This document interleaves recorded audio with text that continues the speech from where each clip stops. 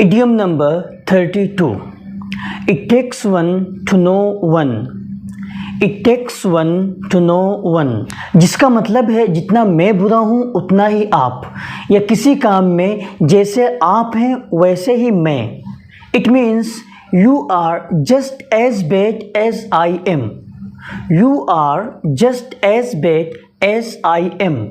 Mr. A, you are such a chatterbox. Mr. B, it takes one to know one. Mister A ने कहा कि तुम बहुत बातूनी हो. मिस्टर बी ने जवाब दिया जैसा आप हैं वैसे ही मैं. Next example. You think I am lazy. Well it takes one to know one. आपका ख्याल है कि मैं काहिल हूँ. बहुत अच्छा, जैसे आप हैं वैसा ही मैं. For more idioms and grammar lessons, subscribe my YouTube channel English with Shan. Thank you very much.